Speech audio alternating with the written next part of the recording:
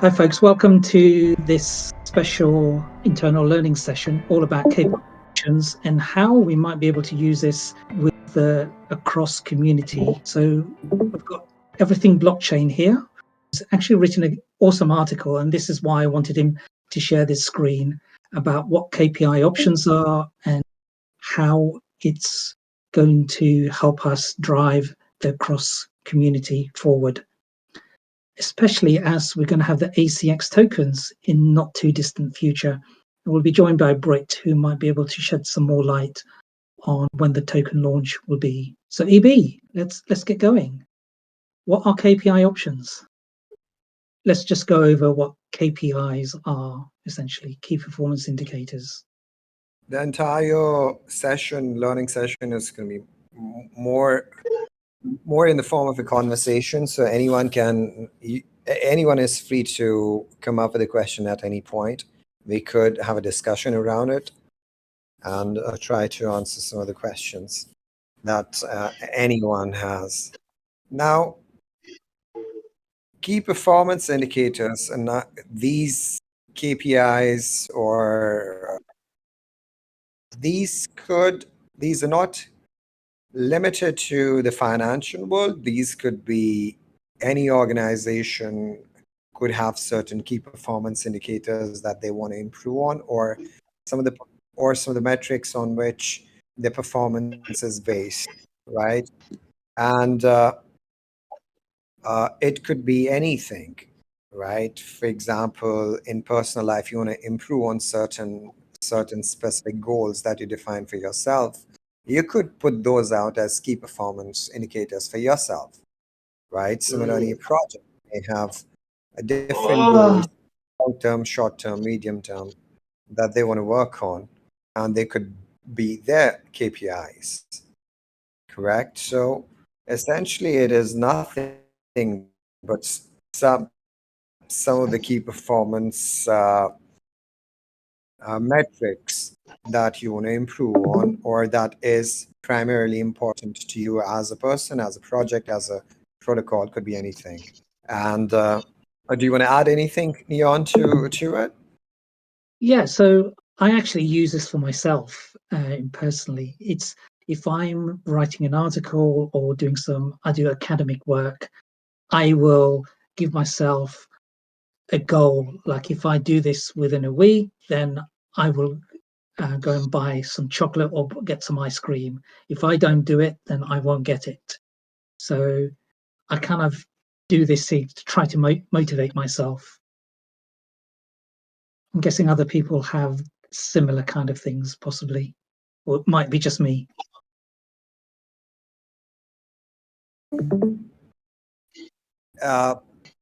Does anyone else want to comment anything regarding KPIs? I think that is pretty straightforward in that sense. It could be anything, like Neon said, any task that you do, it could have its own KPIs, and it could be specific to a certain task, and it could then be specific to, or it could be implemented generally to something else, and some key things that you want to work on, right? Now, that's as far as KPIs are concerned. Now, when you talk about options in the financial world, an option normally has an expiry. It is essentially nothing but a synthetic token which tracks the price or the performance of an underlying, I would say, asset based on the terms of the contract that you decide on. Options is essentially a contract that which gives a person a right to buy or sell, right? And it has an expiry for the conventional options that you have. Similarly, KPI options is a product which Uma had come up with, and now obviously it has moved to outcome, which is based on tracking these key performance indicators by the end of a certain expiry period, depending on if the goals which have been defined through these KPIs, if they're met or partly met, or not met at all, then your options expire for a certain value of the underlying asset, in this case, which is the collateral, which has been deposited in the contract. And it all started with Uma experimenting it first, which was in the form of a TVL option, and that happened in the form of UTVL tokens. But before we come to that, I hope so far we are clear with what KPI options are. Anything else you want to add, Neon? The only thing, firstly, can we someone serve a mute perennial? Sorry, perennial, we can hear. The only thing I to add is the goal of the KPI options and the reason why projects, including the cross DAO, should be using it is to align the goals of the project for a cross. And we can come to that in a while about what should be the goals for a cross, and then align that and incentivize the community to reach those goals. So KPI options are a good way of doing that.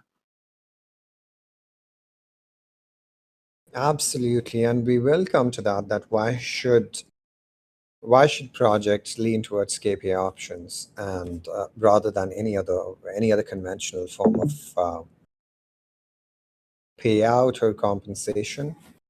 But so far we have covered what KPIs are, which in this case, if you look at the screen, you define a target, which could be in the form of key performance indicators. Then you create KPI options based on that, and then you distribute it to any of the stakeholders or the contributors in this case, which is a very simple way of doing it. However, what is the need of having KPI options is the bigger question, right? Why should this product that we all so believe in, because we've all been part of Uma ecosystem, and now obviously it has moved on to Outcome, which is again a sister protocol. Why do we pitch in for this, or why should projects use it? Now, in the conventional setup, you see, you do a certain task, and at the end of the payout period, which you could get paid for the work you've done, right? Now,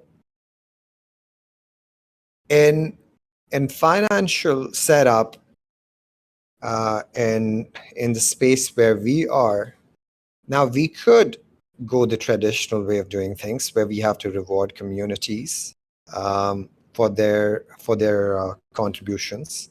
There is compensation which projects pay out in the form of their native tokens for different contributions from different levels, from different tiers of contributors.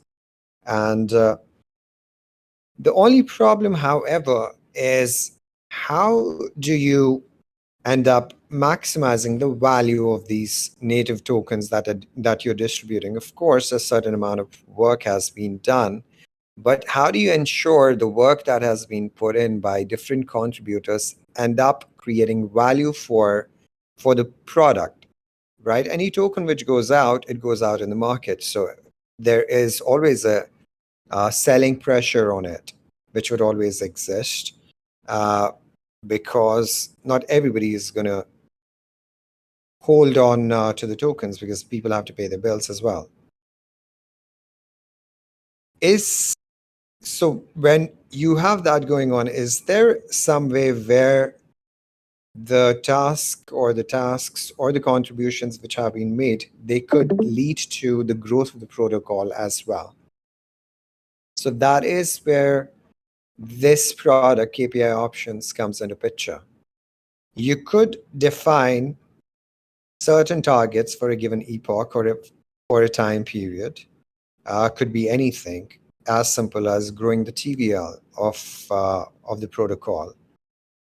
You for the sake of example, let's suppose the TVL of a protocol is 1 million, and by the end of an epoch, could be 3 months, could be 6 months, you want the TVL to increase by, let's suppose, 10 million.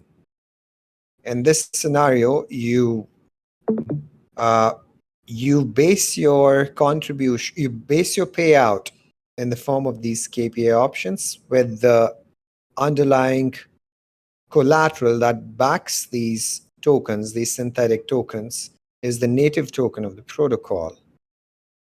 Instead of rewarding the contributors through the tokens directly, you hand them the KPI options based on the premise that at the end of the expiry, if the protocol is able to meet the defined goal of 10 million, they expire for a certain value of the underlying token. It could be anything from, could be twice the amount of the token, could equal the token, or could be, or you could have different slabs of it. Like for example, for 2 million, it's at 0.2, for 3 million, 0.3, like so on and so forth.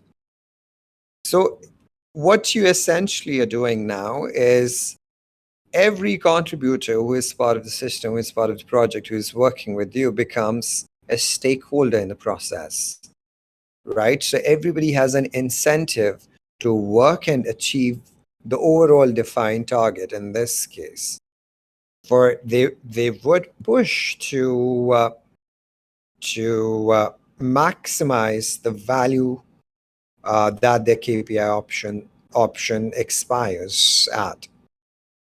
So what you've done is you have created value through that KPI option and involve the entire community and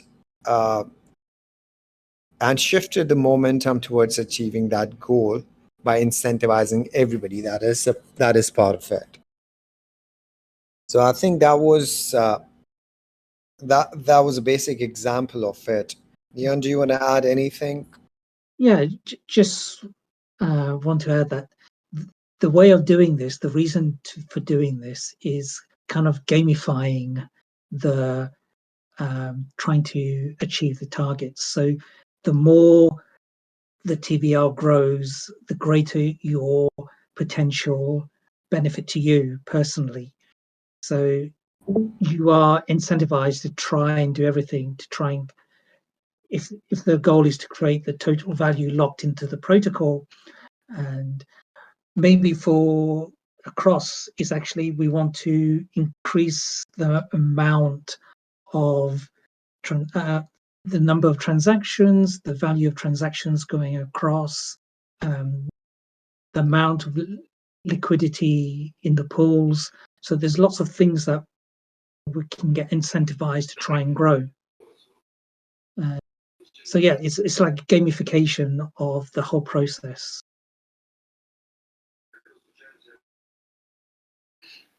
And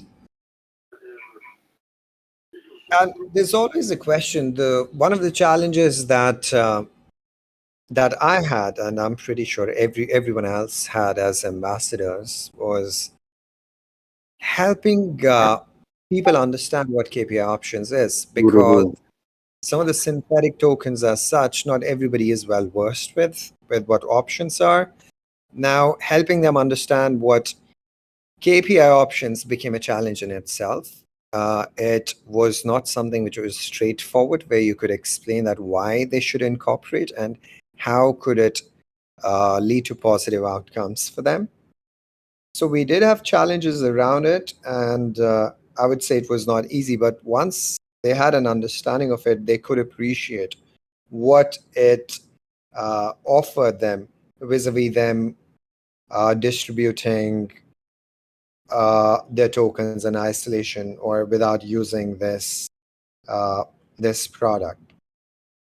Now, before we move on to how you could go about implementation and what are the metrics that can be used for it now, does anyone have any question around it that we could discuss? Or anything that is not clear?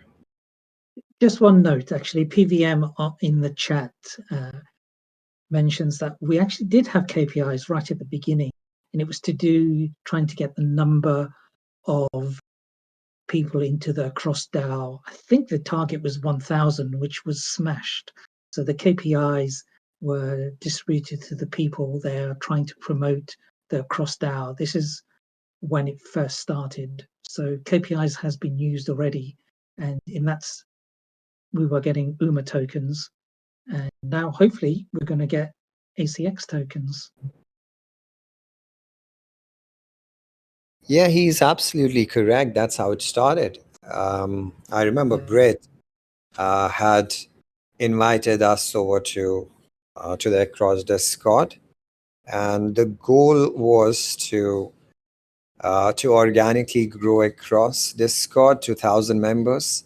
But obviously, it was not just getting anyone; it was for it to grow organically, and anyone who came here, it was expected that they would end up creating value in one or the other form because the community had just started, we were growing, and it was in that sense it was a success because we managed to get it, I think, well before the time. And yeah, that was one of the first implementations of KPI options in across itself. So you could see there could be different implementations of KPI options. I would say they were a lot flexible before in that sense. We could literally define any target, and that could be a KPI, right? It was very, very flexible, and sometimes I would say that flexibility in itself did become friction as well. That is why now KPI options has shifted to certain defined metrics, which we will come to. Just before we go on, GR has a question for you. What is the benefit this over just agreement to pay said token once the KPI is met? It's a great question. In fact, something that I should have touched upon at the beginning itself. Now, you see, a conventional agreement would entail that okay, yeah, you put in a certain amount of work or you define a certain target and you get paid a certain amount. However, that is the conventional way of doing it. What if I don't agree to pay you at the end of it? That's why we have smart contracts, right? Now, instead of doing this entire process manually or creating separate contracts for it, in which case you will have to create them separately for each, and which is cumbersome, right? This simplifies the whole process. You just, based on the same premise, it is just an agreement. It is exactly that. It is an agreement between us, between the protocol and the contributors. It is exactly a contract which says that if we are able to achieve this amount of this defined goal, you get this amount of tokens, in which case you're paid those synthetic tokens upfront. So no one has no one would be, I mean, it could be upfront, it could be later as well, depending on how you want to do it, how the project wants to do it, or the DAO wants to do it. But in this case, you're guaranteed that once you achieve a certain once you achieve that target, no one can take that away from you, because it is eventually governed by the optimistic oracle. So it is no one, you could based on the target that has been met, it is out there for everyone to see, and anyone could challenge it if it happens otherwise. I hope I've answered that. Anything else you want to add, Neon? No, that's pretty good. Let's move on.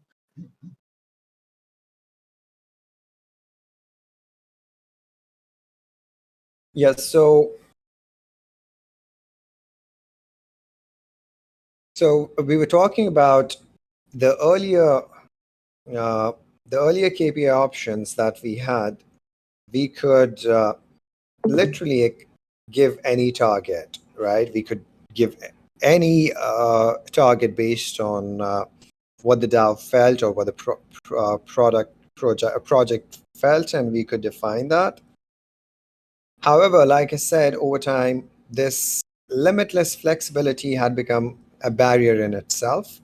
One, we were not able to um, one, we were not able to define exactly, I would say, how would some smaller metrics end up helping the product, or even if we did, even if we made sense of it, it was very difficult for the products or the contributors to understand it, and eventually it was the contributors who were getting it right. So that became a challenge. I wouldn't say we did not have success. We had a lot of success with it. There were a lot of projects who ended up using it, but we thought, since it is a wonderful product, I mean, Uma thought that it might make more sense if some of these KPIs could be defined more, I would say, more clearly. And so they wanted to bring simplicity around this product so that it could be more understandable. And it now, if you see now, KPI options can be, you could define any indicator which can be tracked on DeFi Llama, and or any other metric that you can have a you have a subgraph for. What it does is it becomes a little easier for the projects to understand, and helps. It also reduces the complexity and perhaps the cost as well for the protocols to do it. Just to add as well, EB, that the reason why I've gone down this route is before you would have to say what your KPI is going to be, and also how you are going to be able to verify it. So how are, when people are looking to see whether you've proposed the right answer, how can they go and check it out? Just a quick plug for Humble Tractors here, PVM's NFT project, OpenSea, where he's giving KPI options. We had the issue of how do we check how many sales that the Humble Tractors has done in a particular period of time. So I think it ends end of October. And we had to go and set up a way that people could verify that. And you have to create a specific what's called a UMIP, improvement proposal, to the UMA before you get things going. By having just DeFi Llama and Subgraph, it does simplify matters because we skip a layer of that complexity, and by choosing something that is easily verifiable by anybody, so when someone proposes, hey, this is what we achieved, this is what the payout is, people can go and check that and verify it independently. And that's one of the main reasons going down that route.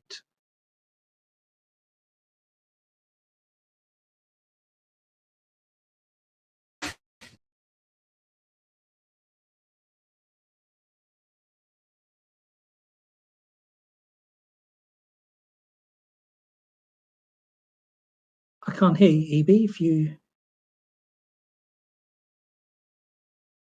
Yeah, sorry. Oh, there you go. Think I,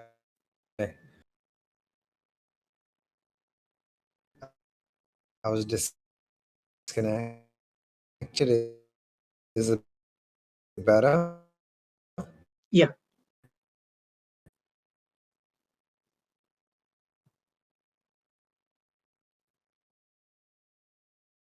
There might be a bit of lag. Let me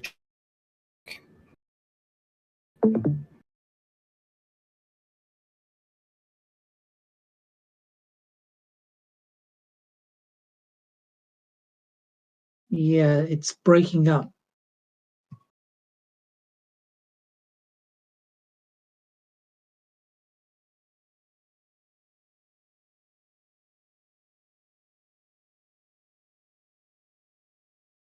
Did anybody have any questions or any comments?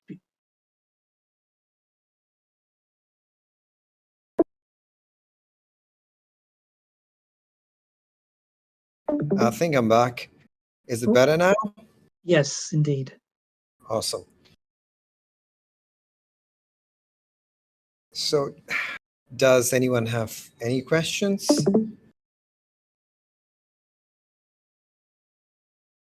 I think people might be keen to find out a bit more about how we can use KPIs in the cross DAO now. Yeah, I think that is something we'll be touching. I was thinking, why don't we give them a little history also about how it started? Maybe Okay, that will go for it. Yeah, let's do that, and then we'll jump into how we can do things in the community here. Okay.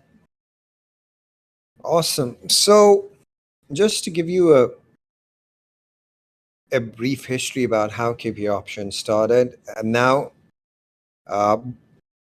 before I come to that as well, something that I wanted to touch about before as well. Now, you see, um, if with most of the projects today or the DAOs, you want to build a community around it, right? And you want a community that is strong, you want contributors, you want, since we are in Web3, you want a strong governance as well. Now, with all this, the entire economy is heavily dependent on the tokens. And they form a very essential part of the DAO because they are, one, you become a stakeholder. Two, you get rewarded for your participation through the tokens. They give you voting rights. And again, it gives value, right? Because they're tradable. Now, one of the problems which DAOs faced, I would say they still do to an extent, is we have challenges with respect to governance, where voter fatigue is real. Projects are struggling with it, and you have a lot of airdrop hunters as well, right? You while participating and getting rewarded for it is great. However, at the same time, there are a lot of free riders, and the first thing, the moment you end up getting your tokens, they're dumped, and it does not create. It does not necessarily lead to value creation or a common goal for everybody, right? While these airdrops did serve as one of the incentive mechanisms, they brought everyone together. They did bring lead to community development. They led to growth also to an extent because incentives always help. However, it did have its own problems, which we have already discussed. The moment tokens were lost, they would lose all the value because everybody, if not everybody, most people would end up dumping it, right? So the outcome of the airdrops was not necessarily what these projects or DAOs wanted or want. And there was also one of the challenges, like what we discussed earlier. How do you correlate or translate the work that has been put in by different DAO members, because they work in different capacities, right? How do you translate these different silos towards one common goal? And how do you translate that into the reward received? So giving them common goals, which obviously they could put in different sort of work, but yet the overall outcome leads to achieving it in its own way. So that gave that led to that incentivization mechanism. However, I was gonna more focus on the history of it. So realizing this problem which existed, Uma came up with the earlier uh, with the earlier iteration of KPIs in the form of KPI options, which was called UTVL. And what they did was they airdropped these KPI options from the first. I think it was back in the month of June, if I'm not wrong. Maybe someone could correct that. Which were these KPI options were airdropped to a list of addresses, which I would assume were active addresses from different protocols which had been taken. And what it did was, since they got KPI options, the question was, right? You've once those holders got a sense of what it meant for them, it meant there was a chance of them putting in a KPI period. So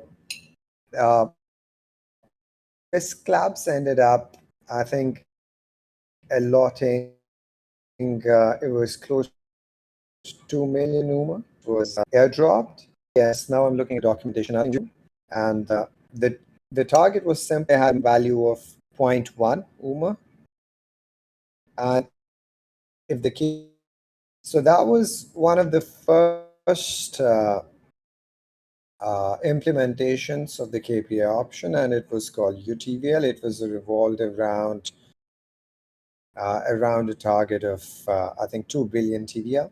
What happened later, that's a different story. It expired, I think, in June. So sorry, the dates were wrong. It was started in April and expired in June, by 30th June.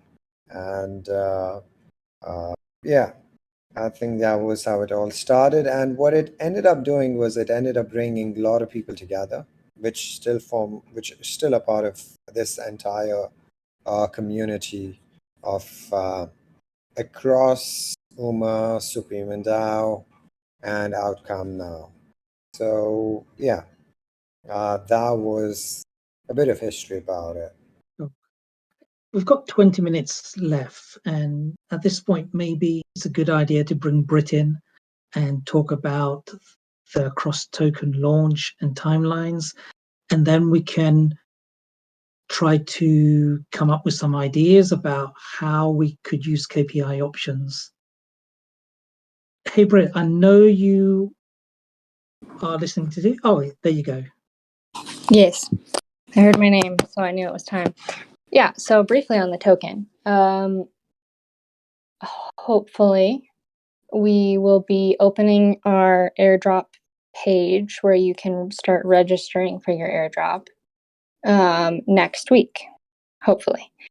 From Wow, there, that's soon. Awesome. I know, yeah, but don't hold me to it, because plans change. But hopefully, this is recorded, Brit. It's going to go. Everyone's going to hear this. Yeah, I know. Is what it is. Yeah, and so that'll be open for a couple weeks at least, and then after that, the token will launch. So hopefully, we'll have a token by the end of October, or like first week of November. Yeah, I mean, I know that's the timeline. And once it's here, it'll be a lot easier to start talking about like incentivizing instead of just like future IOUs and stuff like that. So my hope is to figure out a nice KPI option that would work for across and talk about like, how both like how it might be set up and how distribution might work. Just like general brainstorming around using KPI options for across. Sure. And one of the key things is, and it's up and there on the screen as well, is define targets for the KPI. And have you got something in your mind already what the KPIs should be for across DAO, or is this something we want to discuss? The thing that I would like to, use as like our base is total volume transferred, because I think that is like a really just good global performance indicator for everything, right? Like, in order to increase that at a certain point, that means you have to also attract more liquidity, and it means you have to attract more relayer capacity, and pretty much like all of our community efforts can sort of like funnel up into the success of that metric. So yeah, I think that's like the right umbrella term for it. But the specifics I do not have. I left it very open-ended beyond that. Awesome. That's pretty good, and it's pretty clear, and it's a simple KPI, which everyone can understand. That's great. One of the things that's going on at the moment is the referral program. Do you see that as a way where you could replace ACX with KPI options, so that when people earn KPI options, it's not immediately one of the issues of just giving out tokens. People just go and change it for something else straight away, dump it. By giving KPIs, it means they will keep it for longer. Or will the referral program end once the cross tokens come in? So the referral program will be ongoing for a bit longer still. Like, it's not going to stop. The thing that will change is the multiplier. So we had to just like assume a starting price for ACX in order to like do the multiplier. And so we tried to pick a price that we thought was like lower than it would be in order to implement this bonus feature, basically.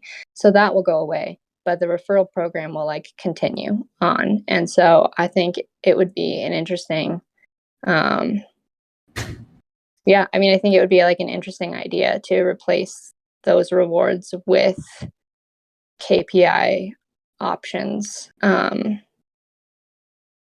There would be like some logistics to sort through there, like expiry and terms like that. That's right. Yeah.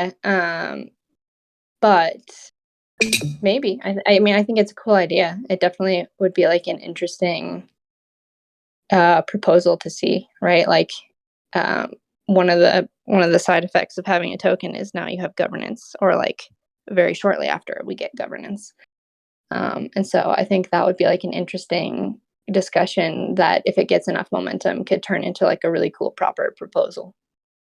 Sure. And what about for liquidity providers?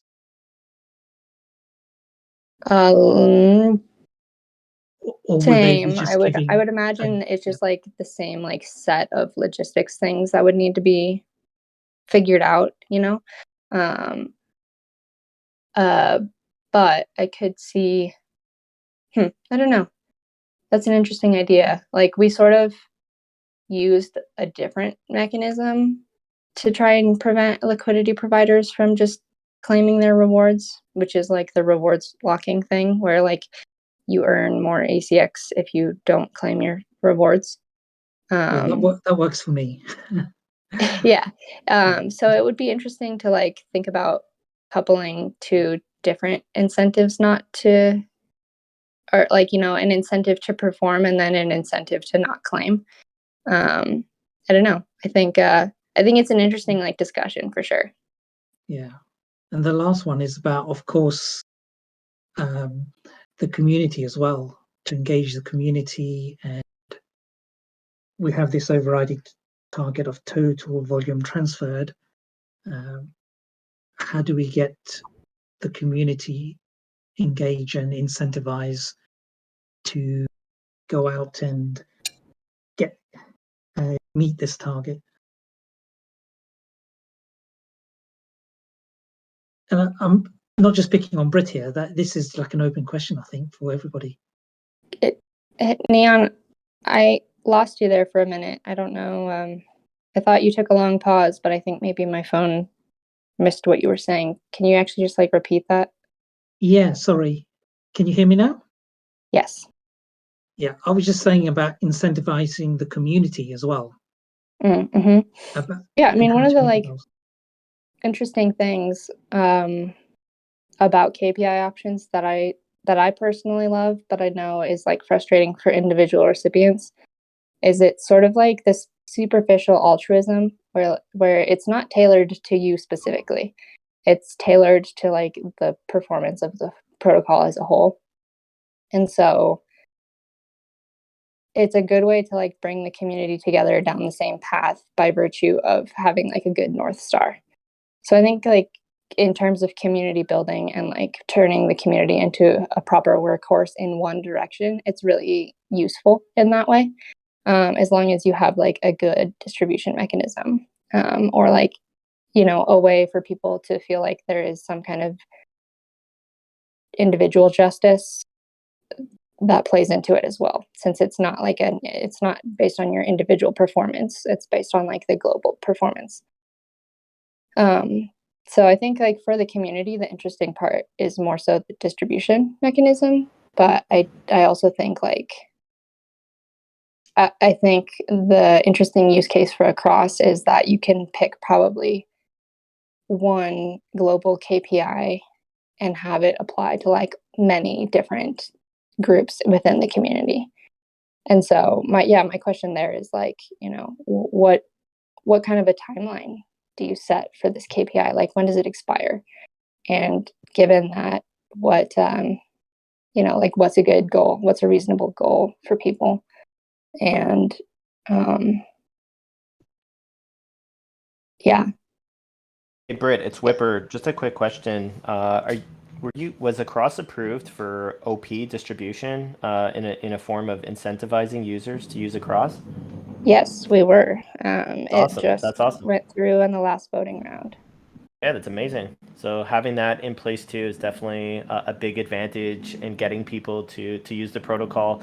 I know that Neon was talking about potentially, or Britt, you brought up the idea of how to incentivize people so that they're not necessarily just dumping right away. I know that Hop is sort of putting a lock on some of those OP incentives that people are getting when they use the protocol, and you could potentially do something similar where you don't have access to those rewards right away. And to your point earlier about giving people extra boost, if they sort of hold on to those incentives, maybe there's a way to incentivize them even further by holding on to those rewards and not necessarily dumping them. So yeah, it's good to hear that you guys got approved for that. It's awesome. Yeah, that is like a super interesting idea. We did like in our proposal, we sort of intended for it to be matched with our referral program. So I guess the way to like implement that would be to work out if we were going to use KPI options in the referral program, it would sort of like automatically roll over towards that effect.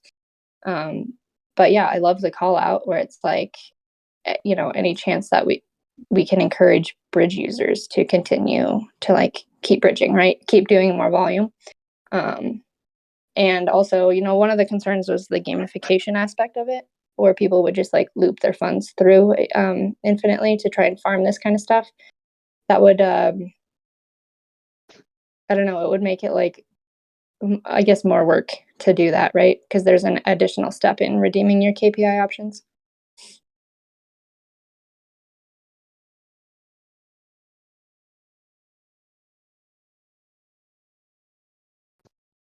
So Polygraph is asking a question of whether or not that sort of behavior would intensify the sell, so to speak, if people are holding simply to get a larger boost. And I think my answer to that would be is like people that are looking to dump are just going to dump. They're obviously not interested in the long haul. And I think that people are looking to hold a token will eventually hold it long term. So I see that as an extra incentive for those that really care about the token, the community.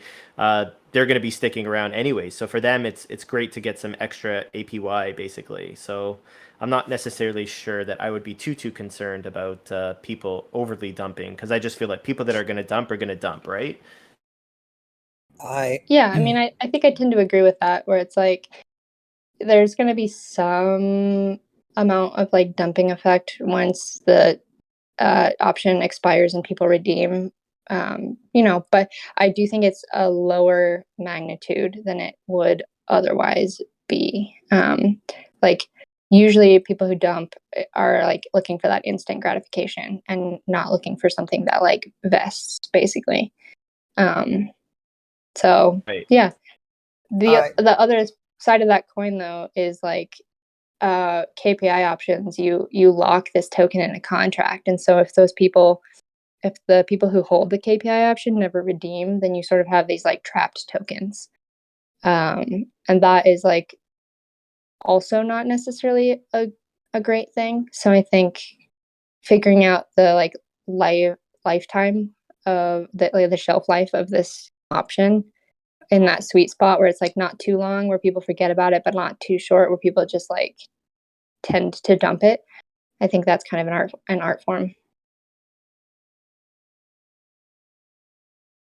The other I thing is that, as a cross also evolves and the token, proves to have even further more utility, of course, down the road, there's just so much more innovating ththings that can happen. I mean, that there's so many ways to tie in the token to those new innovating things that are happening too, right? So there's definitely a lot of use case.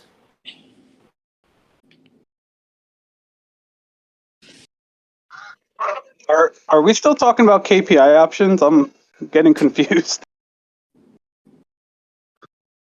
Yeah, well, kind of drifted there, but thanks for bringing that up, Fruity. Before I kind of had a different take about it. One of the things that we discuss, people who want to retain the tokens are always going to, who believe the project would. I think we want to get products which help us retain those who are more interested in, I would say, that instant gratification that Britt was talking about. The key is giving them,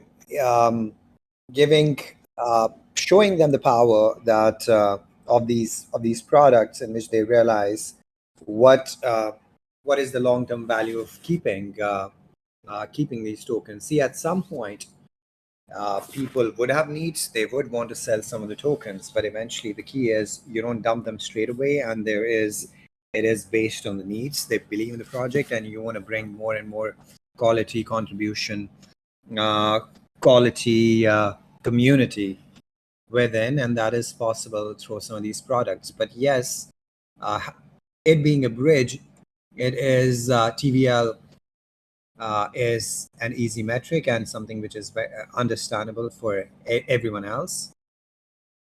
The only, like Britt said, defining the time duration for it will be critical, so that it is not too long, it is not too short as well at the same time.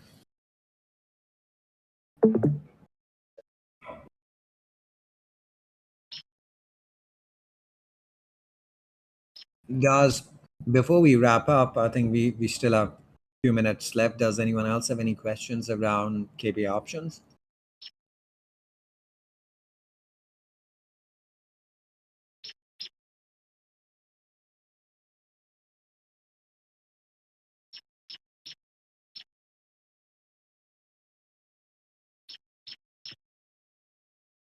Neon, is there anything else you want to No, I bring think up? it was a good discussion. This was like an introduction to KPI options, and I think we've done that job. Just at the start of this, uh,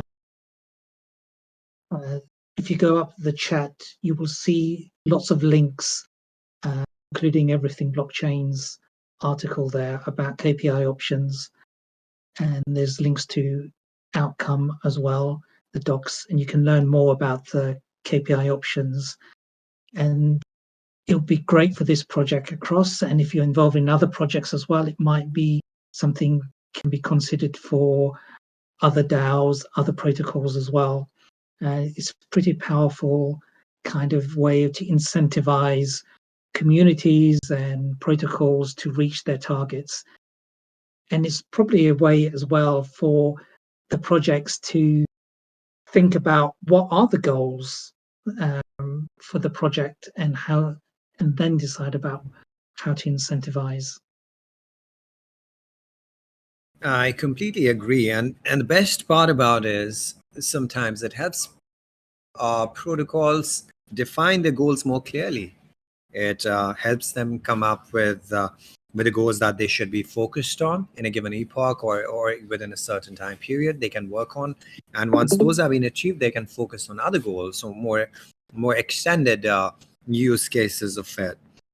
I mean, obviously, it has to be within the within those defined metrics. But even if you have metrics which cannot be tracked to DeFi Llama, you could always create subgraphs for if you have customized, if DAOs have customized requirements, you could create subgraphs on it which could be tracked. And yes, it could be extended to any of the other protocols, DAOs that you're part of. It is a wonderful product, and yes, much easier now to understand than it was before. Yeah, awesome. We've reached the top of the hour now. So if anybody had any last comments, now probably a good time for it. We'll wait excitedly for the across token launch, and we'll talk more about KPI options. So watch this space. Any last words, EV, to finish off? I mean, obviously, we wanted to throw in a discussion around what the community feels, what kind of KPI options could we incorporate, the time period they feel is optimal. But obviously, we did not have a chance into diving into it. And as Britt has already put it, we could discuss it next time and gather thoughts around it and see what are the opinions around it.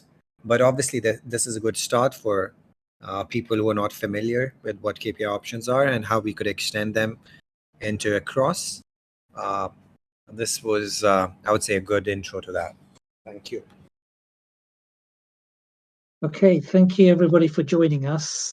This is recorded, so we will put it in the next week or so on YouTube, and we'll post it here for anybody that's missed it or just want to catch up again. And there's lots of useful videos. We've got the across relayer video up on the SuperUMAN YouTube channel, so just look on YouTube for SuperUMAN DAO, and we'll put a link here as well, actually, and you can go and check these videos out. So until next time, thank you very much. Have a good day, guys. Thank you, guys. ZB, thanks Neondaemon. It was a great call.